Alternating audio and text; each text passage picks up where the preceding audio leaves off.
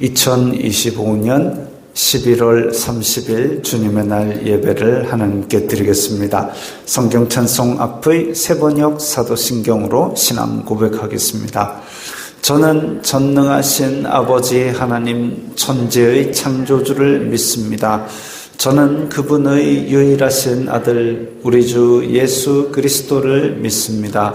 그분은 성령으로 잉태되어 동정녀 마리아에게서 나시고 본디오 빌라도에게 고난을 받아 십자가에 못 박혀 죽으시고 장사된 지 사흘 만에 죽은 자 가운데서 다시 살아나셨으며 하늘에 오르시어 전능하신 아버지 하나님 오른편에 앉아 계시다가 거기로부터 살아있는 자와 죽은 자를 심판하러 오십니다. 저는 성령을 믿으며 거룩한 공교회와 성도의 교제와 죄를 용서받는 것과 몸의 부활과 영생을 믿습니다. 아멘. 이 시간에는 일주일 동안 살면서 하나님 뜻대로 살지 않았던 것들을 다 각자의 목소리로 회개 기도를 다 함께 드리겠습니다. 거룩하신 아버지 하나님 감사합니다. 저희들에게 예배할 수 있는 은혜를 주시니 감사합니다. 주여 불쌍히 여겨 주시옵소서. 저희들은 죄인입니다. 이 세상 속에 살면서 세상이 주는 육신의 정욕, 안목의 정욕, 이생의 자랑을 따라 살았던 것을 용서하여 주시옵소서. 또한 저희들의 마음으로 저희들의 입술로 탐욕과 악독을 바라였던 것을 용서하여 주시옵소서. 저희들의 이 예배를 통하여 죄 용서받는 기쁨을 새롭게 하고 저희 속에 하나님께서 주시는 정직한 영을 새롭게 하심으로 말미암아 다시 이 땅으로 이 세상으로 힘차게 전진할 수 있는 새 힘을 얻고 들어갈 수 있도록 도와주시옵소서. 예수님 이름으로 기도드리옵나이다. 아멘. 해방되었네 하면서 봉헌하겠습니다.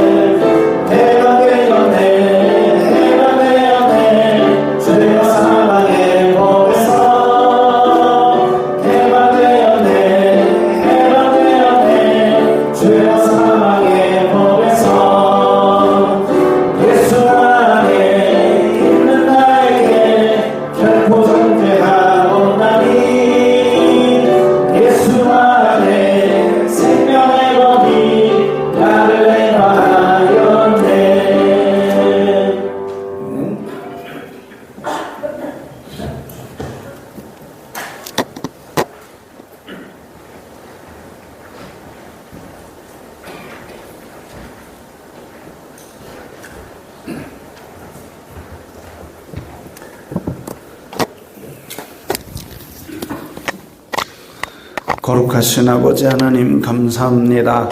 저희들에게 일용할 양식을 주시고 때에 따라 필요한 은혜와 은사들을 주시니 감사합니다. 주님의 은혜에 감사하여서 각기 예물을 드리오니 기쁘게 받아 주시옵소서. 이 예물이 쓰이는 곳마다 아버지 하나님의 영광이 나타나고 예수 그리스도의 사람 살리는 복음이 전파되게 하여 주시옵소서. 저희들이 일상에 필요한 것이 물질이오니 물질로 시험 들지 말게 하시고 오히려 주님께서 흔들어 넘치도록 복을 주시사 나누어주고 구워줄 수 있는 복의 근원들이 다 되게 도와주시옵소서. 저희들의 청지기적 사명을 잘 감당함으로 말미암아 물질로도 아버지께 영광을 돌릴 때에 안 믿는 다른 사람들도 그것을 보며 아버지께 영광 돌리게 하옵소서. 예수님 이름으로 기도드리옵나이다. 아멘.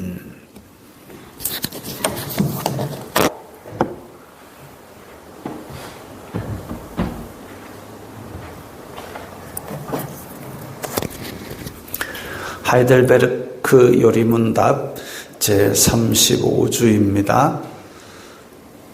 하이델베르크 요리문답은 개혁주의 교리문서로 유명한 문서이고 슬라이드가 장로교회의 대표적인 교리문서이기도 합니다. 제3부 우리의 감사에 관하여 10계명을 지금 하고 있습니다. 제2계명에서 하나님께서 원하시는 것은 무엇입니까? 어떤 형태로든 하나님을 형상으로 표현하지 않는 것이고 하나님이 그의 말씀에서 명하지 아니한 다른 방식으로 예배하지 않는 것입니다. 그렇다면 어떤 형상도 만들면 안 됩니까? 하나님은 어떤 형태로든 형상으로 표현될 수 없고 표현해서도 안 됩니다.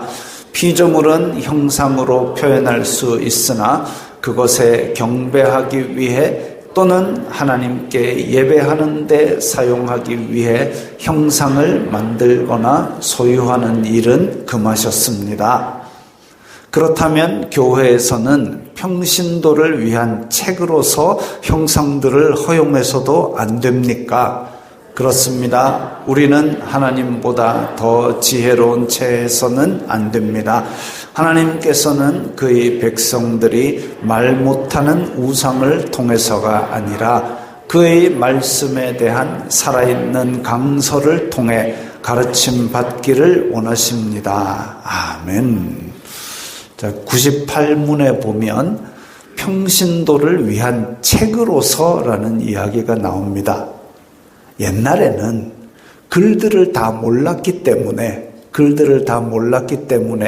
교회 안에 스테인드 글라스라든지 아니면 형상을 통해서 성경을 교육했습니다. 이를테면 사람이 하나 서 있는데 거기에 어구를 들고 있다. 그러면 이 사람은 베드로다. 이런 식으로 해가지고 성상들을 많이 만들었고, 심지어는 또 그런 것들에 가서 예물을 올려놓기도 하고, 기도도 하고, 이런 식으로 이제 변질이 되었습니다. 그래서 형상들을 그렇게 만들거나 세우거나 섬기거나 하는 것들을 해서는 안 된다라는 것이죠. 그게 평신도를 위한 책으로서 성경을 줘도 읽을 수 없는 시대가 있었기 때문에 그래서 그들을 가르치기 위해서 뭔가를 세우고 만들고 해가지고 결국은 그게 변질되었던 것처럼 평신도를 위한 책? 아니다. 그거 필요한 것이 아니라 하나님의 구원의 방편은 말씀을 전함으로써 믿음은 들음에서 나고 들음은 그리스도의 말씀으로 말미암는다 그랬습니다. 그래서 말씀을 선포하는 것이 구원의 방편이기 때문에 그래서 형상들을 허용해서는 안 된다라고 우리가 교리로 배우는 것입니다. 찬송가 412장입니다.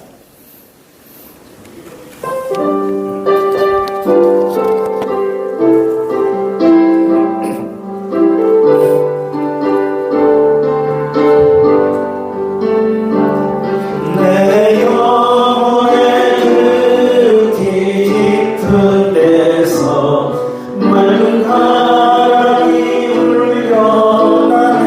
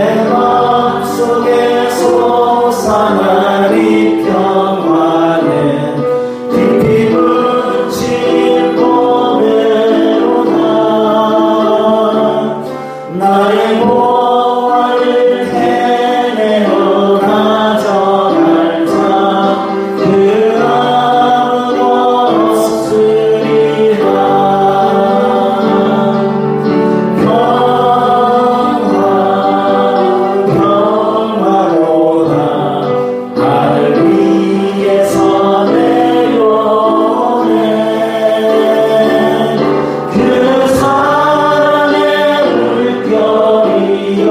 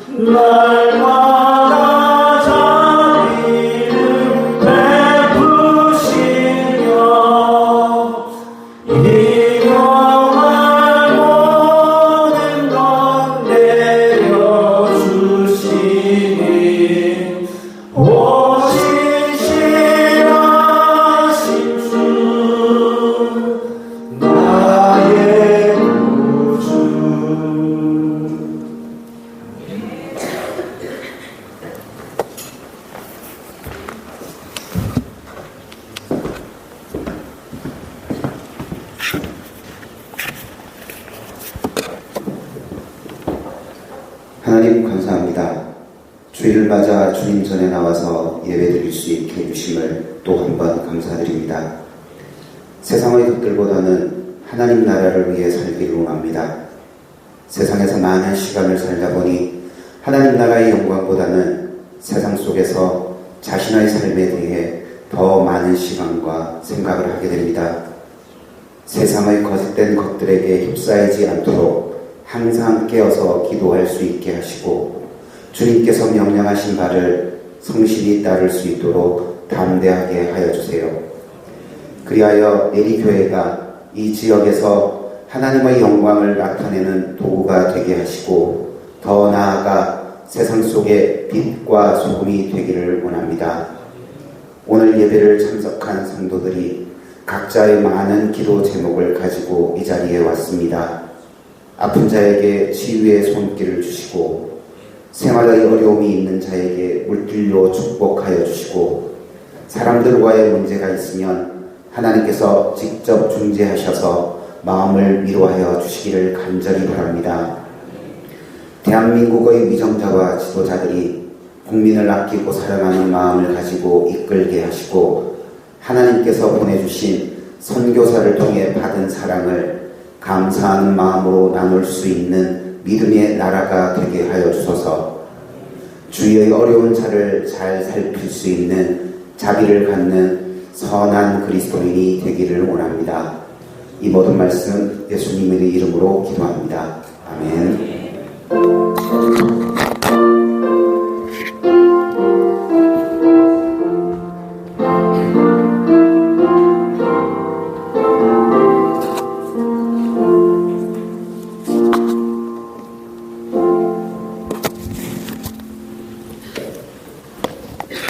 오늘 말씀은 로마서 8장 1절부터 13절까지의 말씀입니다. 신약 성경 248면 로마서 8장 1절부터 13절 우리 말씀 암송대회 구절이니까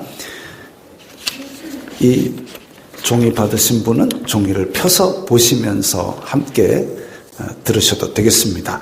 로마서 8장 1절부터 13절 함께 읽겠습니다.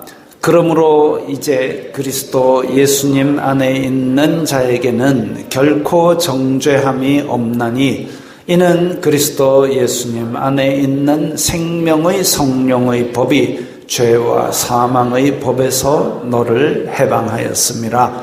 율법이 육신으로 말미암아 연약하여 할 수 없는 그것을 하나님은 하시나니 곧 죄로 말미암아 자기 아들을 죄 있는 육신의 모양으로 보내어 육신의 죄를 정하사 육신을 따르지 않고 그 영을 따라 행하는 우리에게 율법의 요구가 이루어지게 하려 하심이니라. 육신을 따르는 자는 육신의 일을, 영을 따르는 자는 영의 일을 생각하나니 육신의 생각은 사망이요 영의 생각은 생명과 평안이니라. 육신의 생각은 하나님과 원수가 되나니 이는 하나님의 법에 굴복하지 아니할 뿐 아니라 할 수도 없음이라. 육신에 있는 자들은 하나님을 기쁘시게 할 수 없느니라. 만일 너희 속에 하나님의 영이 거하시면 너희가 육신에 있지 아니하고 영에 있나니 누구든지 그리스도의 영이 없으면 그리스도의 사람이 아니라. 또 그리스도께서 너희 안에 계시면 몸은 죄로 말미암아 죽은 것이나 영은 의로 말미암아 살아있는 것이니라. 예수님을 죽은 자 가운데서 살리신 이의 영이 너희 안에 거하시면 그리스도 예수님을 죽은 자 가운데서 살리신 이가 너희 안에 거하시는 그의 영으로 말미암아 너희 죽을 몸도 살리시리라. 그러므로 형제들아 우리가 빚진 자로 돼 육신에게 져서 육신대로 살 것이 아니니라. 너희가 육신대로 살면 반드시 죽을 것이로되 영으로서 몸의 행실을 죽이면 살리니. 아멘. 로마서 8장은 복음을 잘 해설하고 있는 핵심적인 장입니다. 어찌 보면 너무나도 잘 아는 내용입니다. 우리가 복음을 전도할 때도 이 복음을 로마서 8장의 내용들을 이야기하기 때문입니다. 근데 막상 우리가 암송을 전제로 하나하나 한 절 한 절 읽어 들어가니까 말이 어렵습니다. 문장이 어렵습니다. 1절, 2절은 그런대로 노래 부르면서 했다 치지만 3절부터 숨이 탁 막힙니다. 이게 무슨 말인지. 그래서 이걸 한 절 한 절 순서대로 뜻을 새겨보고자 합니다. 1절에 자 그러면 1절 1절 그러므로라는 말이 시작되었다는 것은 이전에 7장까지에서 논의된 모든 내용의 결론을 말하자면 이런 뜻입니다. 7장에서 어떤 얘기가 나왔나 하면 구원을 받았는데도 불구하고 내 속에 있는 이 마음이 선은 행하지 아니하고 자꾸 죄를 짓고 있구나. 이 내 속에 있는 영적 싸움에 대해서 사도 바울조차도 나는 곤고한 사람이다. 나는 괴로운 사람이다. 이 사망의 몸에서 누가 나를 건져내랴 하고 탄식했습니다. 그런 완벽하지 못한 상태의 나를 예수님께서는 결코 정죄하지 않으신다라는 결론을 오늘 본문 8장에서 내린 겁니다. 그러면 어떻게 아직도 죄를 짓고 있는데 하나님께서는 나를 정죄하지 않으신단 말인가? 죄와 사망의 법은 여전히 우리를 정죄하고 있습니다. 너 그거 죄야, 죄인이다 이렇게 정죄하고 있지만 생명의 성령의 법이 우리를 해방하였기 때문입니다. 죄와 사망의 법은 율법입니다. 생명의 성령의 법은 믿음으로 말미암아 예수님으로 받는 구원이지요. 근데 암송할 때에 우리 3절에서 율법이 육신으로 말미암아 연약하여 할 수 없는 하면서 우리는 벌써 한번 혼란에 빠집니다. 아마 정체를 겪으신 분이 많을 겁니다. 율법이 육신으로 말미암아 연약하여 할 수 없는 그것이 사람의 육신이 연약하기 때문에 몸을 입고 있기 때문에 연약하기 때문에 배가 고프기 때문에 연약하기 때문에 욕심이 자꾸 일어나기 때문에 연약하기 때문에 율법을 온전히 지킬 수 없으니 그래서 스스로 해방될 수가 없다는 말입니다. 그럼 사람을 어떻게 구원하느냐? 이 율법을 지킬 수가 없는데 사람을 어떻게 구원하란 말이냐? 하나님은 하시나니라고 했습니다. 즉 사람은 못하니까 하나님께서 해주신다는 말입니다. 율법은 하나님의 뜻을 드러내는 기능을 하기 때문에 그 자체는 의롭고 선합니다. 아니 율법을 못 지킬 법을 줘놓고 왜 우리 보고 다 지키라 그러냐? 율법 자체는 선합니다. 그러면 다 지킨 사람은 누구예요? 예수님이 육신을 입고 오셔가지고 다 지켰습니다. 율법의 요구를 다 지켰습니다. 그런데 우리는 왜 못 지키느냐? 우리가 육신이 연약하여서 넘어지기 때문에 그렇게 못 지키는 겁니다.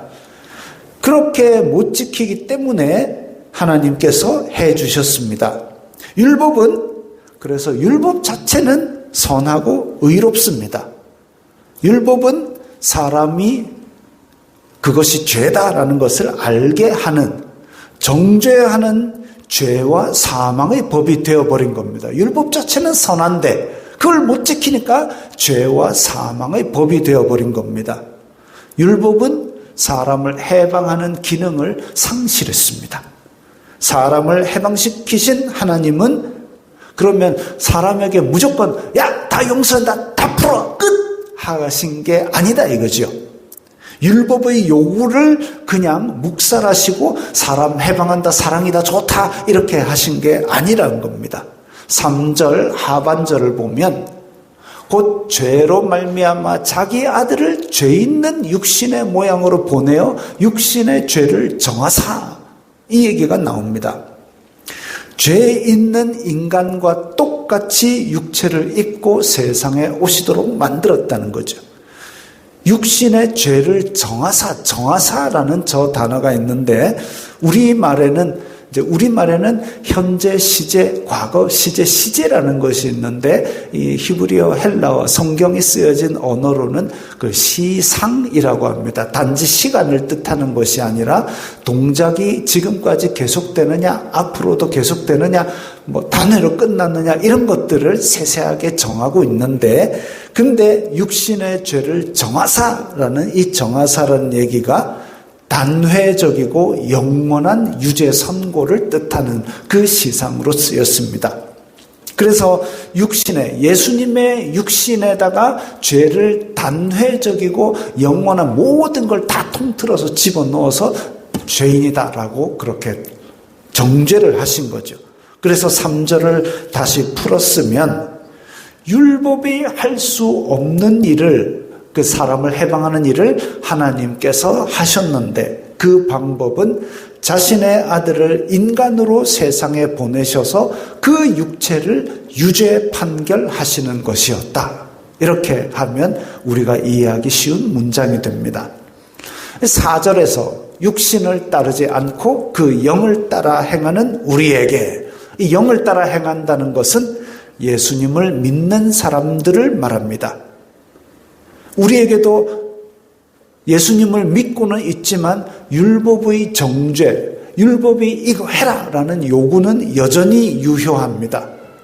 우리의 육체는 그걸 완성하지 못하지만 예수님께서 그 요구를 완성하셨고 우리 대신에 정죄를 받으셨기 때문에 우리에게는 율법의 요구가 이루어지는 결과를 나타내셨고, 그리고 율법의 마침이라는 표현을 로마서에서 쓰고 있는데 율법을 완성하신 그런 분이 되셨습니다. 근데 육신을 따르지 않고 그 영을 따라 행하는, 이 행하는이라는 시상은 현재 분사로 쓰였는데 단회적으로 아까는 왜 죄를 정하사 완전히 단회적으로 끝냈다라는 의미로 쓰였다면 이번에는 우리가 따라 행한다라는 그 시상은 지속적이고 습관적이고 쭉 앞으로도 계속 행해야 된다는 의미입니다.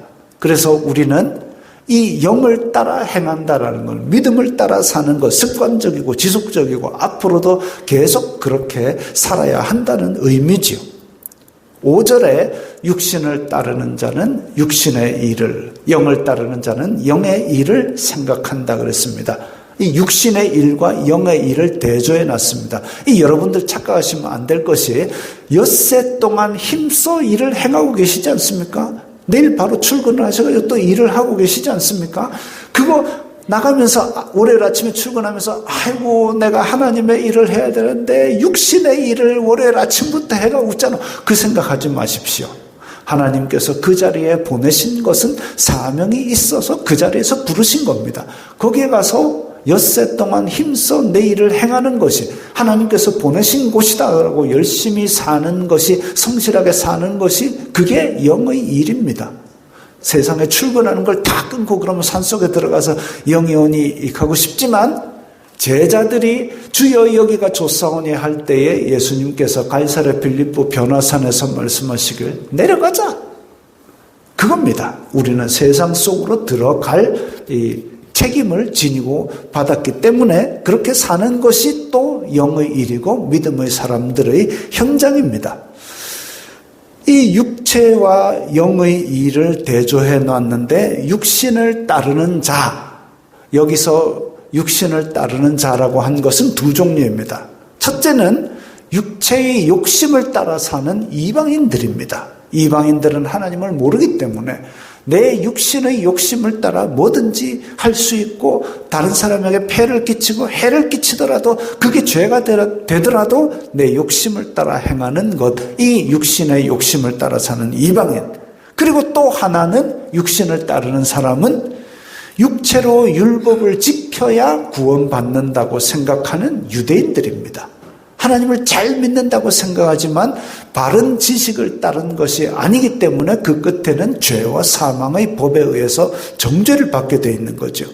결국 육신을 따르는 사람들은 타락한 본성을 따라 죄와 사망의 법을 따르게 됩니다. 하나님의 은혜를 전혀 받아들이지 않기 때문입니다. 죄와 사망의 법으로 정죄를 받았을 때에 육신은 연약해서 못하는 걸 하나님은 하시나니 그래서 내가 구원의 길을 베풀어 주었노라 하는 은혜가 있는데 그걸 거부했다. 그게 바로 육신을 따르는 자입니다.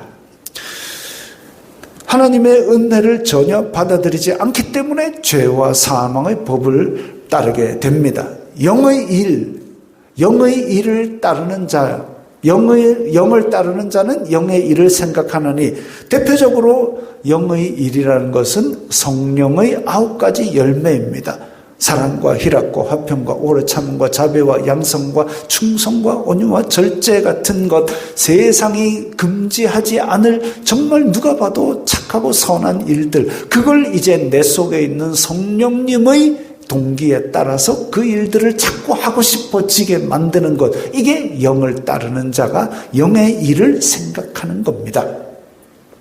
5절 끝에 영을 따르는 자는 영의 일을 생각하나니, 이 생각하나니는 육신을 따르는 자 육신의 일을 생각하고 영을 따르는 자 영의 일을 생각하나니, 이 둘 다 걸리는 말인데 이 생각하나니라는 단어의 사전적인 의미가 의도적이고 계획적으로 자신의 능력을 사용하는 그런 상황을 이야기합니다. 근데 단지 그냥 머리로 계획 짜서 이러는 게 아니라 이성과 감성과 의지의 전인격적으로 수행하는 행위를 말합니다. 그러니까 육신을 따르는 자는 전인격적으로 그 욕심을 따라 행하는 것이고, 영을 따르는 자는 전인격적으로 성령님께 순종하고 의도적이고 계획적으로 그렇게 추구하는 겁니다. 단지 예수님 믿고 안 믿고의 차이가 아니라 내 삶의 방향을 전인격적으로 예수님의 간 길을 따라가느냐 아니면 의도적이고 계획적으로 내 욕심을 추구하느냐, 그렇게 차이가 나기 때문에 완전히 생의 결과가 다르게 나타나는 겁니다. 6절에서 육신의 생각은 사망이요 영의 생각은 생명과 평안이니라. 오늘 설교의 제목이 생명과 평안입니다. 육과 영을 추구하는 삶의 결과가 사망과 생명으로 그렇게 대조되어 나타났습니다. 이 영을 따르는 사람, 육을 따르는 사람, 우리는 영의 생각, 생명과 평안, 생명과 평안을 맺고 생명과 평안을 추구하는 사람, 성령의 열매를 맺기 위해서 우리 마음속에 끊임없는 영적 싸움을 통해서 사망의 욕구를 무릎 꿇리려고 하고 없애버리려고 하고, 그리고 성령의 열매를 위해서, 사실 그게 사람의 본성이 다 타락했기 때문에 성령의 열매를 맺으려 하면 힘들고 귀찮고 어렵고 그렇습니다. 그 죄의 본성을 억눌러야만 하는 거죠. 물이 떠내려갈 때 가만히 있으면 줄줄 떠내려갑니다. 사람의 본성이 악해졌기 때문에 가만히 있으면 본성 따라 악한 일로 가게 되어 있습니다. 그러면 거슬러 올라가려고 하면 힘듭니다. 마찬가지로 우리의 죄의 본성을 거스르려면 힘듭니다. 어렵습니다. 그래도 해야 되는 거죠. 해야 되는 겁니다. 그래서 우리가 영적 싸움을 싸우는 우리들에게 이 생명과 평안, 영적인 유익이 나타납니다. 그 힘든 거 그거 왜 하니? 영적인 유익이 있으니까. 힘든 거 그거 어렵고 그거 남들 안 가는데 꼭 네가 그렇게 별스럽게 믿어야 되겠나? 이게 나는 생명이야. 이름으로써 나는 평안을 얻어 하나님 앞에서 나 이거 잘했지요라고 그렇게 하는 삶이야. 그런 믿음이 바로 우리가 다른 점입니다. 영적인 유익이죠. 생명과 평안. 영을 따르는 사람도 육신의 생각을 따르는 사람도 육체의 수명이 다하면 언젠가는 죽습니다. 천년 만년 살 것 같이 아둥바둥 이 땅의 것에 집착하지 마십시오. 사는 동안에 생명과 평안을 준비하십시오. 사는 동안에 생명과 평안, 그래서 이 땅에서 어떻게 하면 빛과 소금이 될 것인가? 어떻게 하면 하나님의 뜻을 이 땅에, 하나님의 나라를 내가 있는 곳에 널리 퍼뜨릴 것인가? 그거 한번 생각해 보십시오. 육을 따르는 사람은 사망이라 그랬습니다. 이거는 우리의 육신이 명을 다해 죽는 그 사망이 아니라 육체의 죽음 이후에 생명의 근원이신 하나님과 분리되니까 사망인 겁니다. 생명의 근원이신 하나님과 분리되고 영원히 분리되고 평안을 떠나게 되고 그리고 영원한 벌에 처해지는 그 사망, 둘째 사망을 이야기하고 있습니다. 7절에 육신의 생각은 하나님과 원수가 되나니, 육신의 생각, 육을 따르는 사람을 왜 하나님께서 벌을 주시느냐? 하나님과 원수가 되기 때문에 그렇습니다. 원수라는 말의 사전적인 뜻을 찾아보니까 영원한 증오, 그냥 원수가 아닌 거죠. 하나님을 영원히 미워하는 그런 사람이라는 겁니다. 그리고 적극적인 적대하는 의지를 가진 거죠. 적극적으로. 그러니까 하나님을 향해서 미워하고 적극적으로 적을 대하듯 하는 그런 뜻이기 때문에 영원한 벌에 처해지는 겁니다. 하나님은 창조주입니다. 우리의 모든 걸 만드시고 그리고 우리의 모든 걸 소유하시고 다스리시고, 그렇기 때문에 우리는 하나님 뜻대로 살아가야 되는 것이 본분입니다. 근데 육을 따르는 사람은 내가 주인이다 이거죠. 내가 주인이다. 그러니까 내 편할 대로 살래. 내가 주인이니까 내 욕심대로 살래. 그게 유효하냐면 그렇지 않습니다. 그렇게 해가지고 자기가 하나님의 주권에서 벗어나가지고 독립국을 세울 수 있으면 다행인데 그렇게 할 수 있는 사람이 없습니다. 모든 사람은 한 번 죽는 것은 사람에게 정해진 것이요, 그 이후에는 심판이 있는데 그걸 벗어날 수 있는 사람은 없습니다. 여러분들은 지금 다 대한민국에서 살고 계시죠? 물론 이제 이분들 중에는 다른 나라의 영주권자 계실지 모르겠지만 어쨌든 지금 대부분은 대한민국 국민입니다. 근데 어느 날 아이고 세금 내기도 싫고 나는 아무것도 싫고 우리 집은 이제 독립했다. 신령 독립만세, 신령 제국을 만들어서 내가 황제다 라고 선포를 하고 신문에 광고도 내고 방송도 찍었다 칩시다. 뭔 의미가 있습니까? 전기요금 고지서가 안 날라올까요? 세금 고지서가 안 날라올까요? 내가 선포했는데 신령 제국이라고. 내가 독립한다고 아무리 떠들어봐야 대한민국 안에서 아무 의미도 없습니다. 마찬가지로 하나님께서 창조하신 세계에서는, 물론 그 세계의 사례들을 보니까 자기가 저 바닷가에 이렇게 기둥받고 섬 하나 세워갖고 그거 자기 나라로 독립하고 막 이랬다는 사람 이야기도 제가 본 적은 있습니다만은, 세상의 사람 세계에서는 그런 일이 있을 수 있을지 몰라도 하나님 세계에서는 독립을 주장하면 생명과 평안의 근원이신 하나님으로부터 독립하면 생명으로부터 멀어지고 평안으로부터도 멀어지고 영원한 벌밖에 받을 게 없습니다. 영원한 벌에 처해지는 거죠.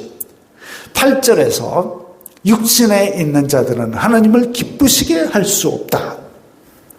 육신에 있는 자들이란 육의 생각에 사로잡힌 자들을 말합니다. 앞에서도 계속 영과 육을 대조하고 있습니다.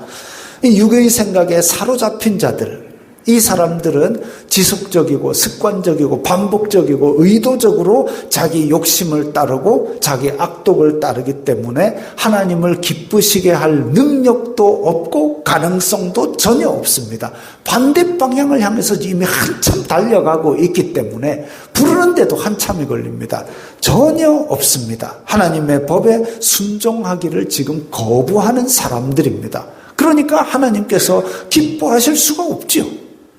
9절에 만일 너희 속에 하나님의 영이 거하시면, 이제는 영을 따르는 자, 예수님을 믿는 자들은 어떤 존재인지를 반대로 대조해서 설명하고 있습니다. 일단 앞에서 육에 속한 자들은 하나님을 기쁘시게 할 수 없다 그랬으니까 그러면 영을 따르는 자는 하나님을 기쁘시게 할 수 있겠구나. 그렇게 우리는 벌써 짐작을 하고 있는 거죠. 영을 따른다고 말만 하는 것이 아니라 우리 속에는 하나님의 영이 거주하십니다. 모세의 성막에 그 영광으로 임재할 빽빽한 구름으로 임하셨고, 그 다음에 솔로몬의 성전에도 영광으로 임하셨고, 그리고 예수님의 머리 위에 비둘기처럼 임하셨고, 신약시대에는 교회 공동체에 각자의 머리 위에 불꽃같이 임하셨고, 이제 믿는 사람들은 하나님의 성전이라는 말씀처럼 우리 각자가 우리의 몸이 하나님의 성전이기 때문에 하나님의 영이 우리 안에 거하시는 겁니다. 거주하시고 영의 사람이라고 만드시는 거죠. 그 상태가 바로 만일 너희 속에 하나님의 영이 거하시면입니다. 그러면 너희가 육신에 있지 아니하고 영에 있다 그랬습니다. 육신은 분명히 입고 있습니다. 이 몸뚱아리는 입고 있지만 우리의 영은 이제 성령님을 따라 행하는 영의 존재가 된 거죠. 누구든지 그리스도의 영이 없으면 그리스도의 사람이 아니라, 우리가 받은 영은 아들의 영이기 때문에 하나님 아버지라고 부를 수 있는 그리스도의 영을 받은 사람들입니다. 영적인 사람들이고 영을 따르는 존재들이지요.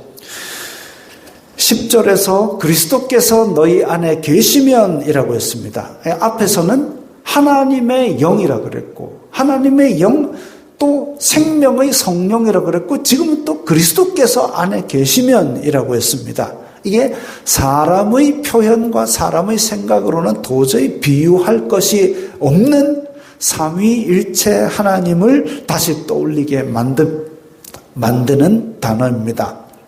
그리스도께서 우리 안에 계신 것, 영으로 계시는 것이죠. 믿는 사람에게 하나님의 영이 거주하는 것은, 믿는 사람에게 하나님의 영이 우리 안에 사시는 것은 그리스도께서 우리 안에 계신다라는 의미와 같은 뜻입니다. 예수님께서 우리를 내버려 두지 아니하시고 보혜사 성령님이 우리 안에 거하신다. 예수님의 영이 우리 안에 거하신다. 그리스도의 영이 우리 안에 거하신다. 이 같은 의미로 사용됐습니다. 그럼 이런 사람들은 부활되는 생명으로 사니까 영원히 사느냐? 아니요. 이런 사람도 죽기는 죽습니다. 몸은 죄로 말미암아 죽기 때문입니다. 10절에 몸은 죄로 말미암아 죽은 것이나, 몸은 죄로 말미암아 죽지만 이 몸, 그리고 앞에서 몸도 있고 지금 앞에서는 계속 육이라는 얘기도 썼습니다. 이게 헬라어로 다른 단어로 썼기 때문에 우리말로 번역할 때도 몸, 그거는 영을 따르는 사람, 육을 따르는 사람 다 갖고 있는 몸을 말하는 것이고, 육은 이제 육신의 탐욕을 따르고 하나님을 거부하는 것을 따르는 사람들이죠. 그래서 이 다른 단어를 쓰였는데 몸은 죽습니다. 그러나 우리의 영은 죽임을 당하지 않는 거죠. 둘째 사망에 거하지 않는 거죠. 몸이 죽는 것은 영이 죽는 것과 다릅니다. 몸은 다 죽습니다. 한 번 죽는 것은 사람에게 정하신 일이라 했기 때문에, 예수님을 믿고 구원받은 사람도 육신은 죽지만 예수님의 의를 덧입은 우리 영은 하나님과 살게 됩니다. 육을 따르는 사람은 육신이 죽게 되면 생명의 근원이신 하나님을 거부하였기 때문에, 살려주시는 은혜를 거절하였기 때문에 둘째 사망, 하나님과 영원히 단절되는 둘째 사망을 겪게 됩니다. 11절에서 우리의 살아나는 것을 다시 한번 설명하고 있습니다. 예수님을 죽은 자 가운데서 살리신 이의 영이 너희 안에 거하시면, 부활하게 만드시는 영이 우리 안에 거하시는 것을 말합니다. 이 예수님을 죽은 자 가운데서 살리신 하나님께서 우리의 죽을 몸도 살리시리라 그랬습니다.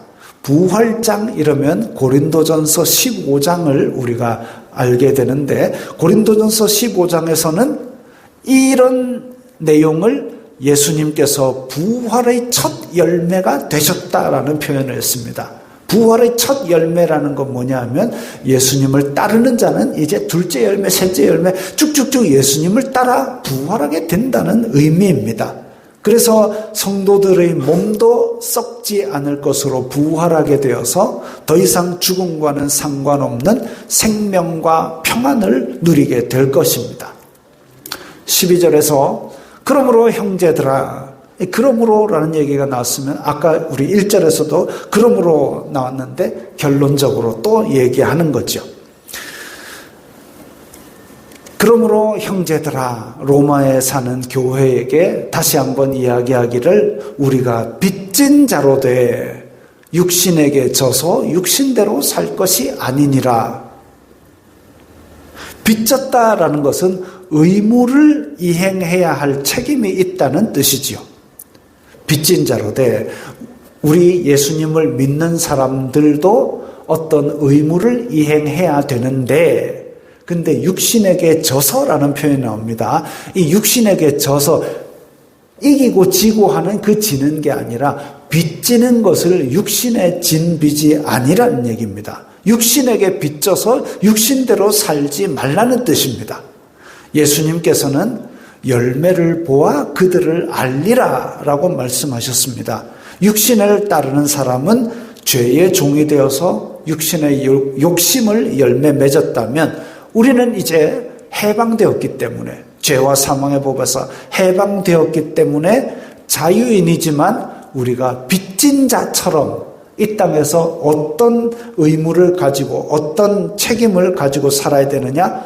성령의 열매를 맺고 살아야 될 이제 삶의 방향이 아예 달라진 거예요. 내가 돈 벌고 내가 땅 많이 사고 내가 그 내 욕심을 채우고 내 배 채우고 내가 높은 집이 없고 이걸 향해서 전심으로 달려가는 게 아니라 그건 이 땅에서 부수적인 것이고 나는 어쨌든 이 땅의 지위가 높든 말든 이 땅에서 부를 가지든 아니든 나는 사랑과 희락과 화평과 생명과 평안을 추구하는 그런 삶을 산다라는 게 질적으로 다른 이 우리의 책임입니다. 책임. 마지막으로 13절입니다. 너희가 육신대로 살면 반드시 죽을 것이로되 영으로서 몸의 행실을 죽이면 살리니. 우리말로 번역은 안 되었지만 헬라어 성경에는 13절 처음에 왜냐하면이 붙어 있습니다. 이게 참 우리말로 그때그때마다 왜냐하면이라고 번역을 하게 되면 좀 문장이 거추장스럽고 우리가 잘 안 쓰는 문장이기 때문에 사실은 오늘 8장 1절부터 13절까지 중에 이 왜냐하면이 붙은 문장이 2절, 3절, 5절, 6절 이렇게 4절이 더 있습니다. 2절, 3절, 5절, 6절, 13절 다 맨 앞에 왜냐하면이라고 계속 부연 설명으로 가고 있는 거죠.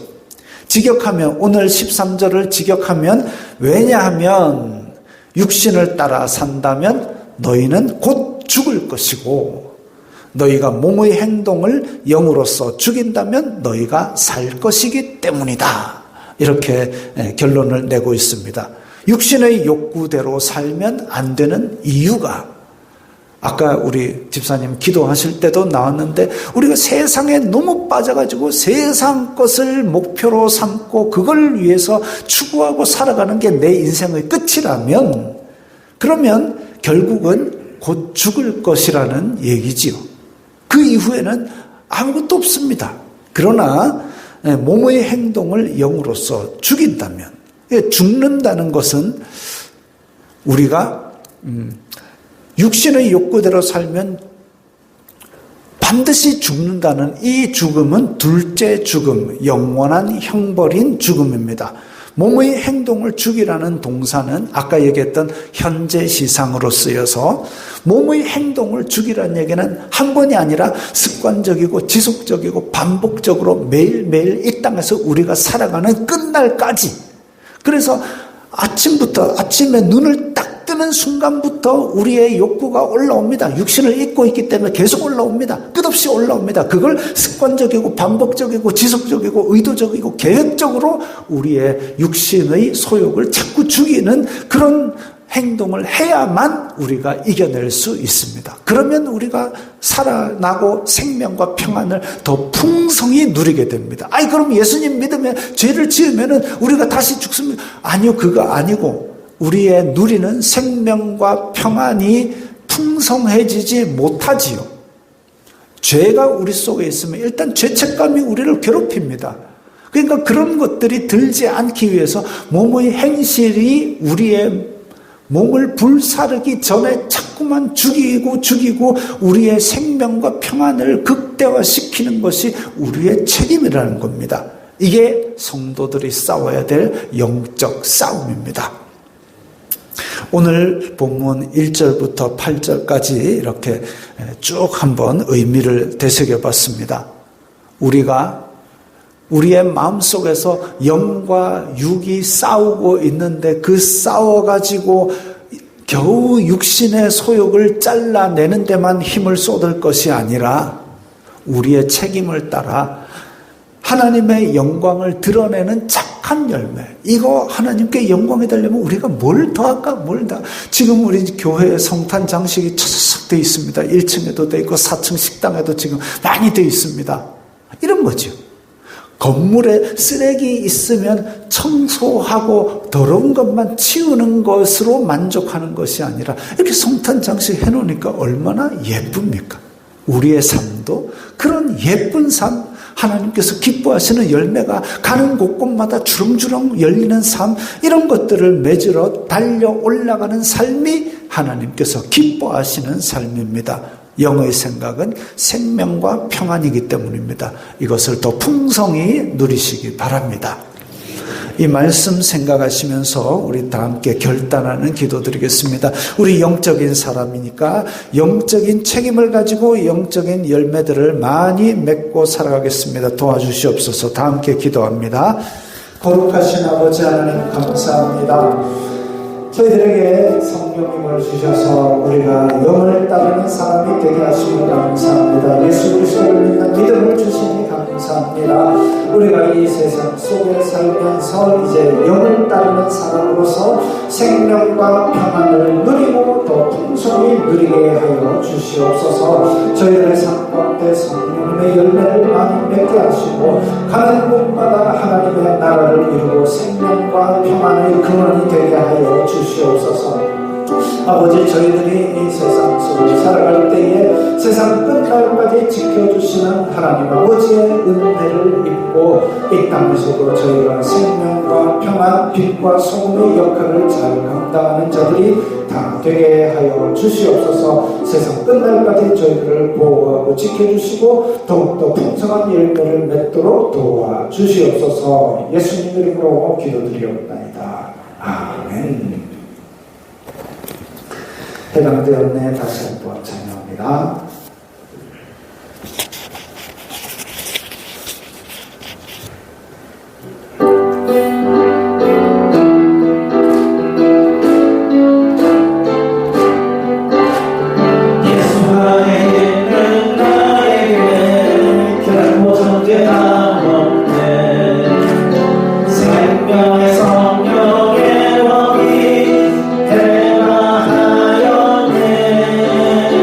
예수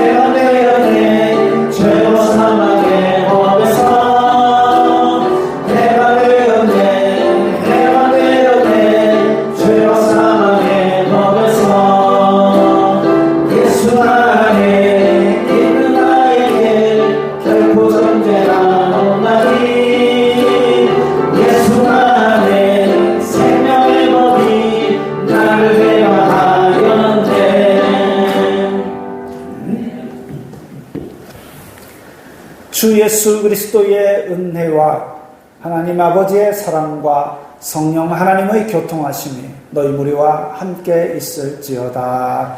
아멘.